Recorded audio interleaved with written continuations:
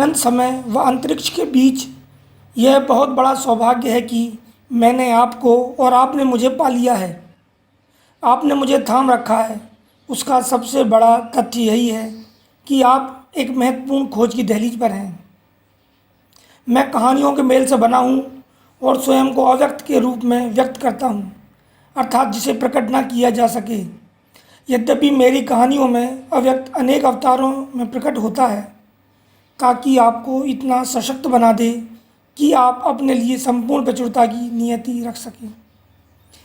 मेरे माध्यम से वह ब्रह्मांडी उपस्थिति उन सभी अंतर्दृष्टियों के बीच प्रकाशित हो जिन्हें आप सच्चे अर्थों में पाने का अधिकार रखते हैं। मुझे अपने जीवन में प्रवेश करने दें। मेरा नाम है अधिकतम से भी अधिक। यह उस प्रत्येक आत्मा को समर्पित है जो अपने आप को ऊंचा उठाने के लिए संघर्षरत है और साथ ही इस संसार को भी ऊंचा उठाना चाहती है। नमस्कार दोस्तों, मैं हूं प्रभु दयाल कुशवाहा, मेंटर, मुख्यमंत्री सामुदायिक नेतृत्व क्षमता विकास कार्यक्रम। आज से मैं आपके लिए एक कहानियों की सीरीज लाया हूं। ये अधिकतम से भी अधिक, जो कि महात्रेया रा की पुस्तक है, उससे ली गई हैं और यह उनकी best seller book must and more most and. जब किसी संगठन का प्रमुख अपने पद के लिए निष्ठावान नहीं होता तो वह पूरे संगठन को जोखिम में डाल देता है। वह संगठन के विकास की राह में कांटा बन जाता है। जब वह अपने पद से जुड़ी जिम्मेदारियों के लिए वफादारी निभाएगा, तभी कंपनी को प्रगति के पद पर अग्रसर करने के योग्य हो सकेगा। उसे वह पद संभालने के बाद संगठन के छोटे छोटे मामलों या रोज़मर्रा की परेशानियों पर केंद्रित नहीं रहना चाहिए। यदि वह ऐसा करता है तो वह संगठन का सबसे महंगा क्लर्क बन जाता है। इसके बजाय किसी संगठन प्रमुख की से अपेक्षा की जाती है कि वह आने वाले कल के लिए एक नज़रिया विकसित करे, दूसरों के साथ गठजोड़ व सहयोग आदि की चर्चा करे, संगठनात्मक संस्कृति तैयार करे, अपने से नीचे काम करने वालों को चुनिए, विविधता पर ध्यान दें और सबसे अहम बात यह है कि वह सभी तंत्रों को सुचारू रूप से गतिशील बनाए रखने पर ध्यान दे। उसका प्राथमिक उत्तरदायित्व यही बनता है कि वह संगठन को आने वाले कल के लिए तैयार रखे। आपके विचार ही वास्तविकता रचते हैं। आप वही पाते हैं जिस पर केंद्रित होते हैं। आप जिस भी चीज़ पर केंद्रित होते हैं उसे अपनी ओर आकर्षित करते हैं। किसी भी परिस्थिति में आप जो भी देखने की अपेक्षा रखते हैं वही देखते हैं। आप जो नहीं चाहते उस पर केंद्रित होने की बजाय आपको इस बात पर केंद्रित होना चाहिए आप क्या चाहते हैं। प्रधान नियम यही है कि मैं जिस चीज़ पर केंद्रित होता हूँ उसे ही पाता हूँ। अतः व्यक्तिगत प्रचुरता पर केंद्रित रहने का चुनाव करें। आइए शुरू करते हैं। शुक्रवार की शाम 35 वर्ष से अधिक आयु के 5 व्यक्तियों ने तय किया कि वे चेन्नई के गांधी बीच पर मिलेंगे। उन्होंने 80 के दशक के आरंभ में एक साथ स्नातक की परीक्षा पास की थी और कॉलेज के दिनों से ही वे एक दूसरे के बहुत करीबी रहे थे। वे सभी इंजीनियरिंग करना चाहते थे, पर उनकी कहानी आर्ट्स कॉलेज में आकर ख़त्म हुई। दरअसल पराजय के इस भाव ने ही उन्हें एक दूसरे की ओर खींचा था। कॉलेज के पहले ही दिन से उनके पास बांटने के लिए एक जैसे किस्से थे और इस तरह उनके बीच एक तार सब जुड़ गया था। उनमें से 3 तो पढ़ाई में होशियार थे, चौथा भले ही पढ़ाई में तेज नहीं था परंतु असाधारण व्यक्तित्व का स्वामी था, और 5वां अव्यक्त। उसे तो कॉलेज इसलिए आना पड़ता था क्योंकि आने के लिए एक कॉलेज था। उसके प्रोफेसरों या सहपाठियों में से किसी ने कभी सोचा तक नहीं था कि अव्यक्त अपनी ग्रेजुएशन की पढ़ाई भी पूरी कर पाएगा। वे पांचों दोस्त 18 साल बाद फिर से मिल रहे थे। वक्त जिंदगी में हम सबको एक ऐसे मोड़ पर ले आता है जहां आकर हमारा अपना अतीत ही ऐसे लगने लगता है मानो हम किसी और के जीवन को देख रहे हों। किसी भी प्रगतिशील व्यक्ति के जीवन में 18 साल का वक्त एक अनंत काल से कम नहीं होता। तब से अब तक बहुत कुछ बदल चुका है। वे लोग लापरवाह युवकों से जिम्मेदार पुरुष बन चुके थे। अब वे अपने माता पिता के लिए चिंता का विषय बनने के बजाय अपने बच्चों के भविष्य की चिंता करने वाला माता पिता में बदल चुके थे। दरअसल तब से अब तक बहुत कुछ बदल चुका था। अव्यक्त को छोड़कर बाकी चारों ने मास्टर्स की डिग्री ली थी। उनमें से दो के पास तो दो दो ग्रेजुएट डिग्रियां थीं। बेशक कॉलेज के दिनों से ही जब भी उन पांचों का जिक्र आता तो अक्सर अव्यक्त को छोड़कर जुमला दोहराया जाता। उनमें से दो सॉफ्टवेयर व्यवसायी थे और अमेरिका में बस चुके थे। एक पब्लिक सेक्टर में था और दूसरा प्राइवेट एंटरप्राइज में शामिल हो गया था। वे सभी अव्यक्त को छोड़कर अच्छे वेतन वाले पदों पर थे और सबके पास अपने अपार्टमेंट थे। एक मध्यम वर्गीय परिवार के लिए बने सामाजिक मानदंडों के अनुसार वे पूरी तरह से बसे हुए थे।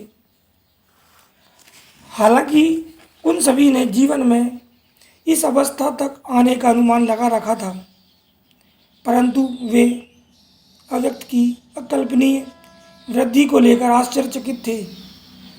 अव्यक्त ने 3 संगठनों की स्थापना की थी और तीनों ही फल फूल रहे थे। वह एक तड़क भड़क से भरपूर आलीशान जीवन शैली जी रहा था। वे चारों अव्यक्त की इस प्रगति को देख अचंभे में थे, क्योंकि उन्हें पक्का यकीन था कि अव्यक्त का बौद्धिक स्तर औसत से भी कम था। अक्सर हम इंसानों की बुद्धिमत्ता पर लगे इस ठप्पे की वजह से उनसे कोई भी उम्मीद रखना छोड़ देते हैं। उन्हें पूरा यकीन था कि अव्यक्त के पास कोई विशेष प्रतिभा नहीं थी और ना ही कोई विशेष योग्यताएं। उसमें तो कुछ भी खास नहीं था। दरअसल वे अव्यक्त की एक खास खूबी के बारे में भूल गए थे। संभवतः 18 सालों के दौरान उनकी याददाश्त घटने लगी थी। जब वे सभी कॉलेजों के दिनों में टाइप राइटिंग व शॉर्ट हैंड सीख रहे थे तो अव्यक्त ने यह सब सीखने से इनकार करते हुए कहा था, एक दिन मेरे पास एक सेक्रेटरी होगा जिसे यह सब काम करना आता होगा। जब सभी ने बैंक की नौकरी के लिए परीक्षा देने की सोची तो अव्यक्त ने आवेदन तक भरने से इनकार कर दिया और कहा, मैं काउंटर के दूसरे छोर से संबंध नहीं रखता, मैं स्वयं को वहाँ नहीं देख सकता। एक दिन बैंक वाले मेरे पास आएंगे। सभी ने उसे प्रोत्साहित किया कि भले ही पत्राचार के माध्यम से ही सही उसने स्नातक से आगे की डिग्री की पढ़ाई कर लेनी चाहिए। तो उसने पूरे आत्मविश्वास से कहा था, मैं पोस्ट ग्रेजुएट नहीं बनूंगा, बल्कि एक दिन ऐसा आएगा जब ऐसे कई डिग्री वाले युवक मेरे लिए काम करेंगे। यद्यपि अव्यक्त अपने नाम की ही तरह बहुत ही अनूठा था। वह लोगों के झुंड से बहुत ही अलग था। यहाँ तक कि स्कूली जीवन में भी अव्यक्त छात्रों से कहता, एक मध्यम परिवार में जन्म पाना एक परिणाम है, परंतु यह सुनिश्चित करना कि व्यक्ति की मृत्यु मध्यम वर्गीय परिवार में ही ना हो, यह चुनाव का विषय है। जब उसकी कॉलोनी के दोस्त यह विचार करते थे कि किस क्रिकेट टीम का हिस्सा बने, अव्यक्त यह सोचता था कि अपनी क्रिकेट टीम कैसे बनाई जाए ताकि उसे उसके अनुसार चलाया जा सके। वह अक्सर अपने माता पिता से कहता, अगर किसी को नेतृत्व करना ही है तो वह मैं ही हो सकता हूँ। अव्यक्त का रहस्य, असली प्रतिभा और जादू की छड़ी यही थी कि उसने जीवन में, यहाँ तक कि अपनी सोच में भी सबसे बेहतर से कुछ भी कम लेने से इनकार कर दिया था। जैसा कि डिज़रायली ने कहा है, जिंदगी निरर्थक होने के लिए बहुत छोटी है। अव्यक्त का मानना था कि प्रचुरता से भरा जीवन पाना उसका जन्मसिद्ध अधिकार है। एक ऐसी दुनिया में जहाँ लोग कुछ भी देखे बिना विश्वास नहीं करते, अव्यक्त का तर्क था कि आप जिस भी चीज़ में भरोसा रखते हैं उसे एक दिन अवश्य देखेंगे। उसने प्रचुरता से भरपूर भविष्य में विश्वास रखा और वही उसके लिए वास्तविकता बन गया। उसके मित्रों ने प्रचुरता से भरे भविष्य में विश्वास रखा और उनके लिए वही वास्तविकता बना। अव्यक्त जो अधिकतर पहलुओं में अपने मित्रों की बराबरी नहीं कर सकता था, वह जीवन के सबसे महत्वपूर्ण पहलू में उनसे बाजी मार ले गया, और वह था उसकी बड़ी सोच रखने की योग्यता और क्षमता। वर्षा आपके द्वारा रखे गए पात्र को ही भरती है। आपका जीवन अभाव या प्रचुरता से भरपूर होगा, यह आपकी सोच के आकार पर ही निर्भर करता है। वे सभी तट पर लगभग एक ही समय पर पहुंचे। सबकी घड़ियां 6 बजने का संकेत दे रही थीं। हंसी के ठहाकों, तालियों और गलवहियों के बीच उन पांचों के पास बांटने के लिए कुछ सच्चे तो कुछ मनगढ़ंत किस्से थे। करीब 3 घंटे बाद अव्यक्त ने कहा कि उसे जाना होगा, क्योंकि उसकी पत्नी और बच्चे इंतजार कर रहे थे। अव्यक्त और ख़ास तौर पर विवाह के मामले को लेकर थोड़ी छींटाकशी के बाद चारों ने तय किया कि वे कुछ देर वहीं ठहरेंगे। यदि अव्यक्त चाहे तो जा सकता था। अव्यक्त ने उन सबसे गले मिलकर विदा ली।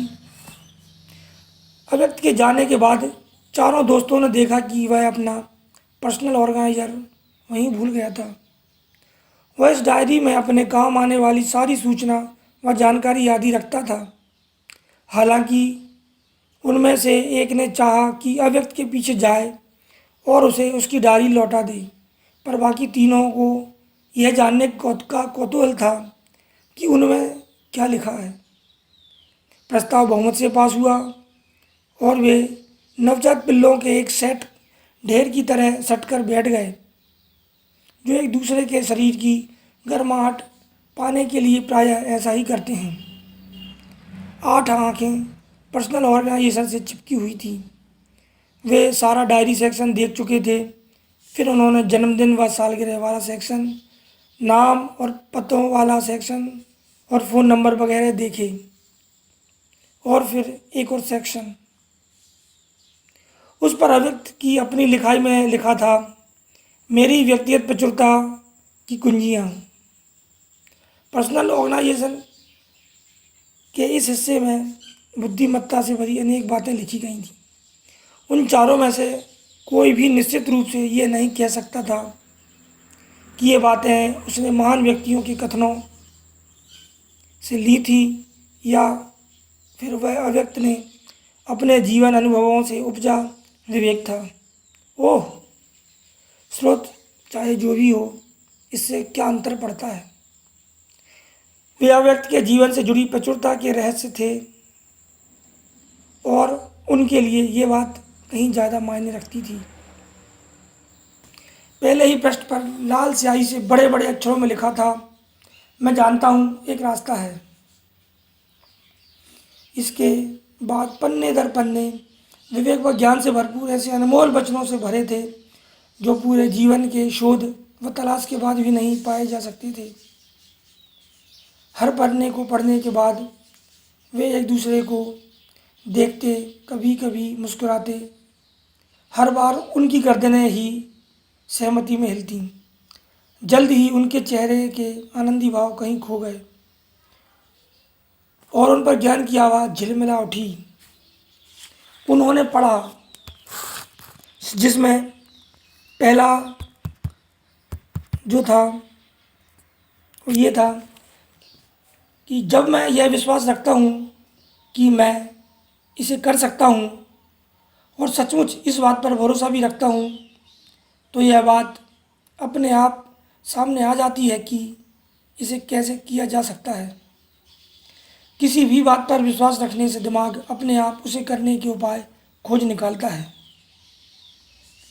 दूसरा, मेरे विचार ही मेरी वास्तविकता रचते हैं।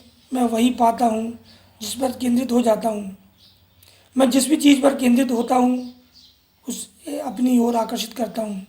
किसी भी परिस्थिति में आप जो भी देखने की अपेक्षा रखते हैं वही देखते हैं। अगर घृणा करने के लिए कुछ है तो वह इसलिए है कि मैं उस पर अपना ध्यान केंद्रित कर रहा हूँ। अगर कहीं प्रेम है तो उसका कारण भी यही है कि मैं उस पर केंद्रित हूँ। जब कोई बात मुझ पर हावी हो रही है तो उसकी वजह यही है कि मैं उस पर अपना पूरा ध्यान केंद्रित कर रहा हूँ। मैं किस बात के विरुद्ध हूँ, इस बात पर केंद्रित होने के बजाय मुझे इस बात पर केंद्रित होना चाहिए कि मैं किस बात के पक्ष में हूँ। प्रमुख नियम यही है कि मैं जिस चीज़ पर केंद्रित होता हूँ उसे ही पाता हूँ। प्रत्येक पुस्तक, प्रत्येक दार्शनिक व संसार का प्रत्येक महान चिंतक अंततः मुझे इसी निष्कर्ष पर लाया है। इसलिए मैंने तय किया है कि मैं अपनी व्यक्तिगत प्रचुरता पर केंद्रित रहूँगा। तीसरा, प्रचुरता ऊर्जा का ही एक प्रकटीकरण है। अगर मैं अपने ऊर्जा के स्तरों का ध्यान रख सकता हूँ तो प्रचुरता भी अपने आप साथ आएगी। जब तक मैं खुद को इस बात को यकीन नहीं दिलाता कि यह चीज़ मेरी है, तब तक कुछ भी मेरा नहीं हो सकता। मैं प्रचुरता पाने के योग्य हूँ। मैं प्रचुरता की तलाश में कहीं नहीं जाने वाला, बल्कि अपने जीवन में प्रचुरता को प्रवाहित करूँगा। मैं अधिक और उससे भी अधिक पाने की योग्यता रखता हूँ। चौथा, व्यक्ति बुनियादी तौर पर अपने मनोवैज्ञानिक वातावरण की ही उपज होते हैं। हम अपने आसपास के लोगों की सोच से बंधे होते हैं।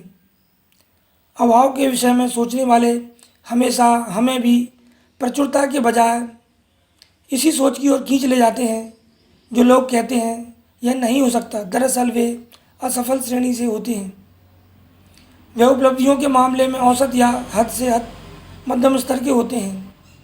यह एक उल्लेखनीय तथ्य है कि मध्यम दर्जे की उपलब्धियां पाने वाले व्यक्ति यह बताने में देर नहीं लगाते कि उनके पास ये क्यों नहीं है। वे ऐसा क्यों नहीं कर सकते, वे ऐसा क्यों नहीं करते या वे ऐसे क्यों नहीं हैं। मैं पारंपरिक विकलांगता से त्रस्त ऐसे लोगों के बीच घुलने मिलने की बजाय उन लोगों के कंधे से कंधा मिलाकर चलूँगा जो प्रचुरता की सोच रखते हैं। मैं अपने ऊपर फेंकी गई हर नकारात्मकता की ईंट का प्रयोग अपने महल की बुनियाद बनाने में करूँगा। मैं इस बात पर अपनी कब्र नहीं, अपने महल बनाने आया हूँ।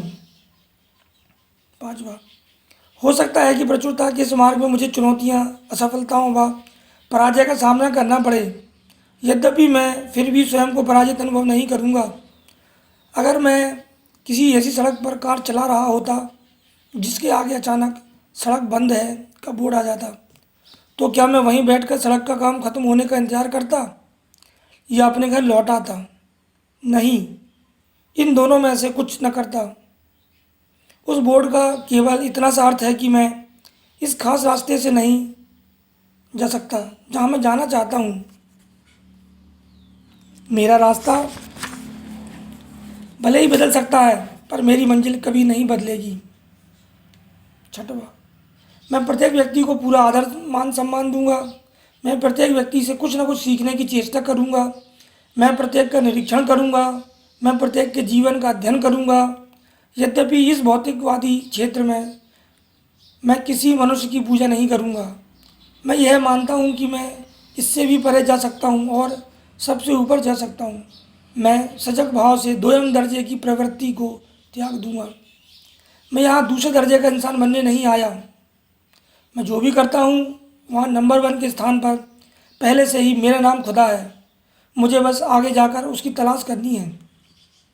सातवां, भले ही मेरे पास कितना भी कम क्यों ना हो, अगर मैं कृतज्ञता प्रकट करता हूँ तो मैं धनी हूँ। भले ही मेरे पास कितना भी अधिक क्यों ना हो, यदि मैं कृतज्ञता प्रकट नहीं करता तो मैं निर्धन हूँ। मैं न केवल जो मेरे पास है उसके लिए आभार प्रकट करूँगा, बल्कि मेरे पास जो भी होगा अपने आसपास की दुनिया में उसे बांटने से भी पीछे नहीं हटूँगा। मैं स्वयं को निरंतर रूप से एक दाता का अनुभव देता रहूँगा। इस तरह की दानशीलता के बल पर ही मेरे मस्तिष्क में यह न्यूरो एसोसिएशन यानी तंत्रिका संबंध बनता रहेगा कि मेरे पास सब कुछ ज़रूरत से कहीं ज़्यादा है, और इस तरह मेरा मन इस विचार को मूर्त रूप दे देगा। आभार तथा दूसरों को दिया गया दान, ये दोनों ही प्रचुरता को रचने के तरीके हैं। चारों ने पर्सनल ऑर्गेनाइजर बंद करने के बाद मंत्रमुग्ध भाव से एक दूसरे को ताका और ऊपर देखा तो भौंचक के रह गए। अव्यक्त उनसे 5 फीट की दूरी पर छाती पर हाथ बांधे खड़ा मुस्कुरा रहा था। वे हड़बड़ाकर हकलाते हुए बोले, माफ़ करना, हमने सोचा। अव्यक्त ने बीच में ही टोकते हुए कहा, मेरे जीवन में कोई भी रहस्य नहीं है, अपने दोस्तों के साथ तो बिल्कुल भी नहीं। मैं भी अपने पर्सनल ऑर्गेनाइजर की तरह एक खुली किताब हूँ। अगर तुम लोग इसे अपने पास रखना चाहते हो तो उन पन्नों को निकाल लो। अब मुझे उन पन्नों की आवश्यकता नहीं रही, क्योंकि उनमें लिखा एक एक वाक्य मेरे तंत्र की हर कोशिका में बस गया है। ऐसा कहकर उसने पर्सनल ऑर्गेनाइजर से वे पन्ने निकाले और अपने दोस्त के हवाले कर दिए। फिर वह बोला, एक दिन ऐसा भी आता है जब एक इल्ली तय कर लेती है कि वह अब इल्ली नहीं रहेगी। तब तक वह खोल में जाकर पंख विकसित कर लेती है और एक तितली बन जाती है। एक दिन मेरे भीतर की इल्ली ने तय किया कि वह तितली बनना चाहती है। मैंने अभाव से जुड़ी सोच को ठुकराया और प्रचुरता से जुड़ी सोच को गले लगा लिया। इसके बाद सब कुछ अपने आप घटता चला गया। मेरे पास इस बात के लिए उत्तर थे कि मैं अपने लिए प्रचुरता क्यों चाहता हूँ, और जीवन के बदले में मुझे पुरस्कार देते हुए ये सिखा दिया कैसे किया जा सकता है। मैं तुम सबसे ये बातें इसलिए कह रहा हूँ क्योंकि तुम चारों को व्यक्तिगत रूप से जानता हूँ। आज से 18 साल पहले जब सभी इल्लियाँ थे तो तुम चारों मुझसे बेहतर थे। बस इंतज़ार केवल इतना है कि तुम में से कभी किसी ने तितली बनने का निर्णय ही नहीं लिया। अगर तुम अब भी ये निर्णय लो, आज से ही आरंभ करो, तो तुम्हारे जीवन का हर दिन प्रचुरता से भरे चमत्कारों के साथ सामने आएगा। मेरे दोस्तों, मैं तुम्हें अधिक और उससे भी अधिक पा लेने की शुभकामनाएं देता हूँ। जब अव्यक्त जाने लगा तो वह चिल्लाया, किसी भी सपने को साकार किया जा सकता है, इनकी कोई सीमाएं नहीं होती। हालांकि रात 10 बजे से अधिक बज चुके थे, पर ऐसा लगता था जब अव्यक्त जैसे लोग आसपास हों तो सूर्य कभी अस्त नहीं होता। नमस्कार दोस्तों, मैं हूं प्रभु दयाल कुशवाहा, मेंटर, मुख्यमंत्री सामुदायिक नेतृत्व क्षमता विकास कार्यक्रम। अगर मेरा वीडियो आपको अच्छा लगा हो तो इसे लाइक करें, चैनल को सब्सक्राइब करें ताकि ऐसे और वीडियो मैं आपके लिए ला सकूं। यदि आपने इसके पहले वीडियो नहीं देखे तो आप इस सीरीज़ के पहले 2 वीडियो देखें, आपको इसमें ज्ञान के भंडार मिलेंगे। जीवन में आगे बढ़ने के लिए आपको और प्रोत्साहन मिलेगा, और मुझसे जुड़े रहें ताकि मैं आपके लिए ऐसे और अधिक वीडियो ला सकूं। धन्यवाद।